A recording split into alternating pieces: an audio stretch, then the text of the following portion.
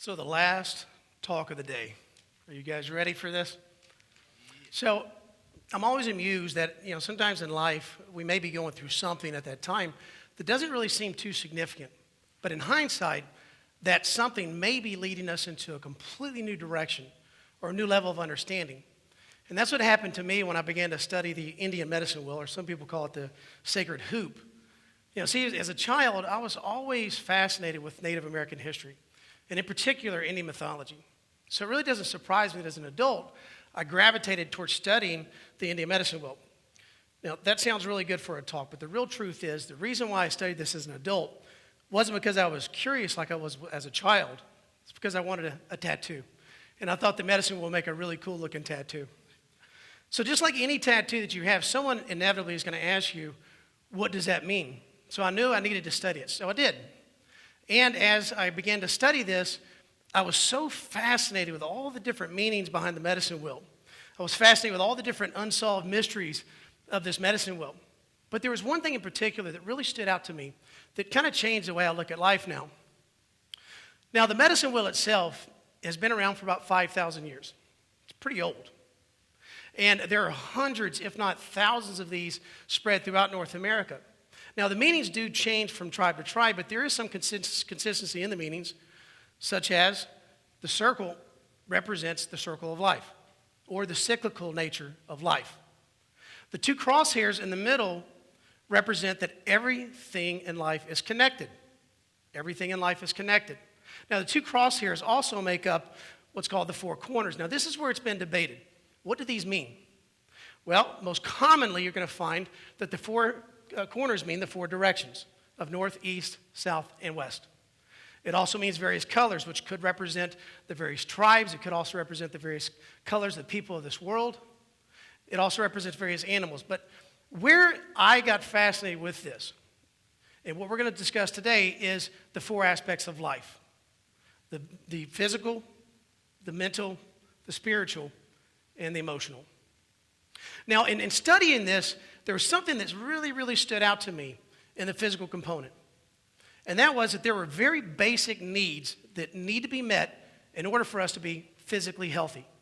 Now, these were universal. These were across the board. Everyone had to adhere to this just like we adhere to the laws of gravity. Now, if everything is connected, does that mean, or does it stand to reason, that their basic needs or basic requirements in the other categories that are universal for everyone? And it turns out that there are. But let's go ahead and cover this for 1 second. The emotional component does not have any basic needs or requirements. You're going to see people that will place mental and emotional together as if they're the same thing, and they're not. They're different. Your emotions are just a barometer or a thermostat or a feedback mechanism to allow you to know whether you're meeting the needs in the other categories. Those are what your emotions are for. Now, getting back to the physical, if I asked you guys to give me the basic needs in the physical category, everyone in here would get them right. Now, some of you may say shelter, which I completely disagree with, because shelter is not a basic need, it's a basic want. Now, I may be stuck outside for the night and be very uncomfortable, but in the morning when I come through the door, I'm still going to be pretty physically healthy, assuming the neighborhood cats and dogs didn't attack me. So if we break this down, we'll find that most people are going to tell you food, water, sunshine, and rest. True? Now, I thought about placing movement on this because for the first time in human history, we've had to ask people to move. But that is a basic need.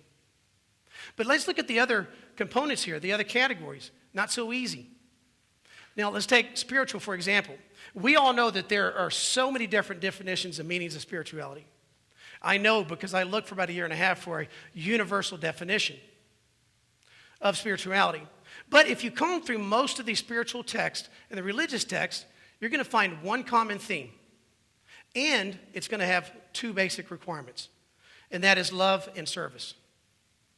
Now, this is not love and service in the sense of serving and loving ourselves, which sounds a little dirty, but it's about serving and loving other people. It's about the connections you have with the people around you. It's about your community, which is why being social, not socialist, but being social is so important to your spiritual health.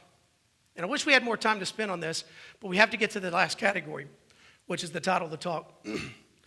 But this is very important. Why is it important? Because 350 million people worldwide of all ages are depressed. And you have 20% of this population, 20% of the adult population in this country, or 40 million people, have anxiety. Time magazine came out with an article just yesterday that said that kids, teenagers in this country, 20 to 30% of those kids have anxiety. It's a big problem, isn't it? I will tell you that this was the most difficult category of all to try to find the basic needs. It took me almost 2 years to do this, and I found 3. Would you like to know what those are? Yes. The first one that we deal with, the first basic need that is universal for each person, is purpose. People that do not have purpose in their life are 2.4 times more likely to develop Alzheimer's disease. But on the contrary, people that do have purpose in their life live longer, they die less of heart attacks, and they have less chance of developing a stroke. But purpose now is so important because it allows you to feel like what you are doing really matters. It gives you significance in life. Viktor Frankl, who wrote A Man's Search for Meaning, he said the greatest task for any person is to try to find meaning in his or her own life. And that is so true. And maybe you're not the astronaut that you thought you would be, or maybe you're not the doctor that you thought you would be, or maybe it's this or maybe it's that, but you are something. You are someone to somebody. You have purpose. And if you don't know what that purpose is, then you need to find it. And if after looking for this you can't find it, then you have to create it, which leads us into our next topic, which is creativity. Just like food is nutrition for your body, creativity is nutrition for your brain. You were designed by nature to create. You were designed by nature to be a creator. And if you allow me just for a second to try to prove this, I'm going to get a little hippie for a minute, but just bear with me. When we think about creation, what comes to mind? The universe. This is creation at its finest. If something is always changing, and something is always expanding, and something is always growing, that's creativity. And I'm going to suggest that you are actually part of that process. If you've ever heard of a supernova is a very large star that gets so compressed, and then it just explodes its guts into the universe. And inside of these guts are the elements that then begin to form the planets. So that the planet that we sit on has all the elements from an exploding star billions and billions of years ago. Now, if you take the human body and we look at all the elements within the human body, we can find those in the dirt of the earth. So you see, you're not just sitting on top of this earth hanging out. You're physically part of this earth, which makes you part of the universe. So you are designed to be able to create. But if that is way too right brain for you guys, let's talk about the left brain. Look at the neurology of creativity. People think that this is a right hemisphere event, and it's not. It is a multifaceted, multi-regional event that every single part of your brain is getting involved in the mix with this. From the frontal lobe back to the occipital lobe to the cerebellum, everything is working and firing. And I guarantee that you cannot do this while you're watching TV or flipping through Facebook. It's impossible. So creativity is extremely, extremely important. And we're not asking that you become an acclaimed artist like Picasso, but creativity is about expressing what's on the inside of you. It's very important. If anyone ever asks me, what do I need to be creative? It's not my job. That's part of being creative. You've got to figure that out. So now here we are at the last one. And this one was saved last on purpose because it is extremely, extremely important. This one of all other basic needs or requirements will destroy not only a mental component, but it's going to destroy the physical and the spiritual as well. If you're not meeting this basic need, you're in trouble. And that basic need is self-esteem. When you look into the mirror, what do you see? And when you talk to yourself, which we all talk to ourselves, what do you say? Are they self-deprecating thoughts? right? What is your self-worth, or what is your self-risk? I will tell you that self-esteem is damaging. Do you know what all drug addicts share in common? Low self-esteem. And just because you're not a drug addict doesn't mean that you're scot-free here, because 85% of all people have some level of low self-esteem. It's a really big deal.